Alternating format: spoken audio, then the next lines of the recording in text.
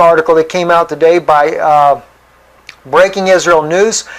Been exclusive. Sanhedrin asked Putin and Trump to build the third temple in Jerusalem. That sounds like a great thing, and both of these men, I have seen a positive light in both of them, but I've also seen things that have concerned me, and especially more recently. I've seen things about President Putin that really makes me wonder if he is not working with the New World Order.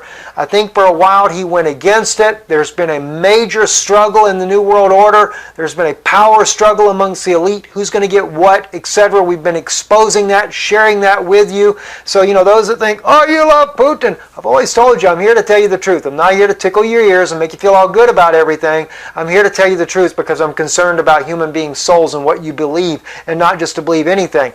The same goes with Donald Trump. I'm not 100% behind Donald Trump on everything that he does. I do like the fact that these two men could bring about peace, and the very interesting fact that Donald Trump stated during his electioneering that he would recognize Crimea that belongs to Russia. Well, that's clearly a New World Order issue as well. Some of you may not realize that, but like I said recently, over this 10 regions of the earth, the Obama administration had been fighting to take everything from Putin. Back in 1973, he was going to get Estonia, Latvia, Lithuania, as well as Belarus, which they're already friends, so that's not a problem. But Ukraine and Serbia and right on down. Okay, but he lost that in 2006. That kind of irritated Russia for losing all of that, and they only left him with Ukraine and, of course, Crimea. Then the coup came. But Russia quickly took a hold of Crimea, was not going to let Crimea go. The coup came where the United States CIA overthrew Yanukovych, which was working with Russia. Why? Because it was part of the New World Order area that he's supposed to get. That all got blown up completely out of the water. So it has really made Russia angry, and now NATO is on Russia's doorstep to enforce that they get Ukraine. Not only that, but they're wanting to take St. Peter's and Moscow as well and make that part of that European Union prize that they have there.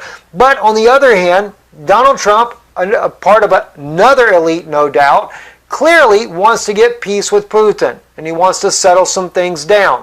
While the Pope Francis in the background is just kind of not saying a whole lot about things that are going on publicly. But I do hear there's been a secret meeting between the Pope and Donald Trump where they met privately in his apartment. Can't say that that's true. I don't really have a way to authenticate that. It has been put out in, I think it's the Daily Beast, but I don't even know if the Daily Beast is really considered a good source to begin with.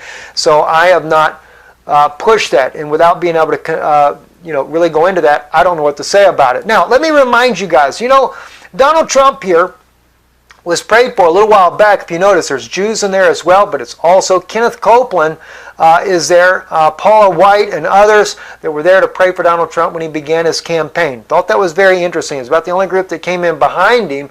But remember though, Kenneth Copeland, pictured right here with Pope Francis, I'm a little cautious there because they're what? They're working to bring about all the one world religion, part of the New World Order. Remember the encyclical the Pope did?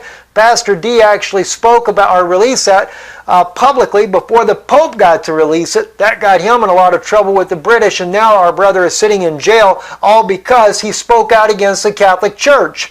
Which brings me to another issue with Donald Trump that's kind of really concerned me about things that are going on, and I'm going to share that with you as well. That's right here in this meeting here. Now, Donald Trump said something that just really kind of bugged me, and that is when you go over here, and I've already said this to you guys a couple of weeks ago, I just didn't show you the video at that time, but go to the 22 mark, okay, and this is where it really kind of begins. You get right there to that 22 mark there, and am I at it? No, I'm at the 20 mark, sorry, and let me just take you right here. I want you to see what Donald Trump has to say here. Cardinal told me that's net, Donald, remember. Not that. Here we go. We can also agree on the need to stand up to anti-Catholic bias, to defend religious liberty, and to create... All right, to stand up against anti-Catholic bias. What is that about? But to stand up for religious liberty? Clearly, that has just a little bit of a hint of working with the Catholic Church for a one world religion. Stand up against anti-Catholic bias. I'm not against Catholics, period. I wouldn't even be against the Pope if it wasn't that he is trying to bring about his one world religion for a new world order, just like many of the other world leaders. And that's what I'm trying to get people to understand. Now, it gets a little bit worse. He also speaks about the new world order in this particular issue here, right around the 2255 mark there. Let me just get it right there in the right spot. What we're witnessing today. We've got to be very strong, very, very smart, and we've got to come together, not only as a nation, but as a world community. World community.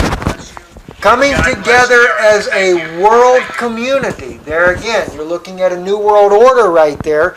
Clear language, and that's what I've been catching with Putin as I begin to look back at what things were going on. And the one other issue that I wanted to remind you of, and this here was where he speaks about the Pope, or Donald Trump, getting into a tiff with the Pope. All right? And this is Al, I can't think of Al's last name there, but Al, I think it's Al Franken, or? Got in a very public tiff with the Pope last year. I know you discussed that with the Cardinal last week, and it should be easy to mend that relationship. Easy to mend the relationship. Donald and Pope Francis have so much in common. Friends, they lead lives of humility. So for this evening, all is forgiven. It is now my privilege. Okay, see? So they got into a public tiff, and they did, and that's what made it look like that Donald Trump was not on the Pope's side. He looked good publicly.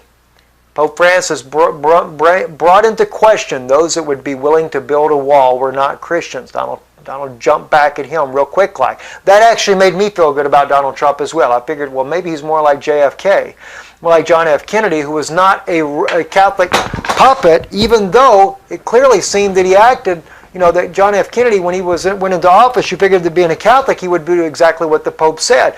But Kennedy went in there to undermine the entire Illuminati establishment and the New World Order, that type of New World Order back then.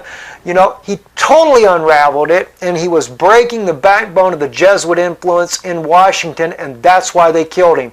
I had begun to look at Donald Trump. Maybe he was the same kind of guy. And then one of my inside friends sends me a message. And I got to look this up so I can prove it as well. I'd like to be able to back it up. There is a man that he knew of from the 80s that was told, one day you'll have a president that speaks about building a wall on the southern border of the United States. When that happens, he said, you will know the New World Order is in place and ready to get going. So I cannot help but wonder what's going on, especially when it comes to the building of the third temple. I've told you many times, when it comes to building the third temple, if it was truly for the Jewish people, if it was truly for the righteous way that God would have it, a house of prayer for all nations, as God says in Isaiah, where he says, I'm sick and tired of your blood sacrifices and everything. He says, I desire mercy. See? More than burnt offering. He wanted them to care about the widows, care about the poor. That's what God cares about. And if they built the temple with that in mind, it would be wonderful. But I am so concerned they're going to build it for the Pope of Rome or for the Antichrist, however you want to put it. Pope of Rome being the Antichrist, etc. You know, whichever way that falls in. I leave that open for people with different views on that. All right? But I'm very concerned about this. It is... I don't know what to say about it. I really don't. Not at this point here. I really don't. But like I said, I wanted to share again with you the concerns I've had. I intentionally held back before the election. I'd already said things to you already about my concerns with Donald Trump. Many people got angry over that. So I figured, okay, let the people, I don't want to influence, let the people choose how they would prefer to choose on whatever candidate they wanted. I already knew that Hillary was an insane choice. I don't care what anybody thinks. It was just an insane choice. That is World War III, guaranteed. You know, from the way she was talking in her rhetoric. Donald Trump, again, like I said, no, we don't have to worry about war. That's true. But I'm afraid many Christians are going to be duped when it comes to what's going to happen. I'm Stephen Ben-Nun. You're watching Israeli News Live. Shalom.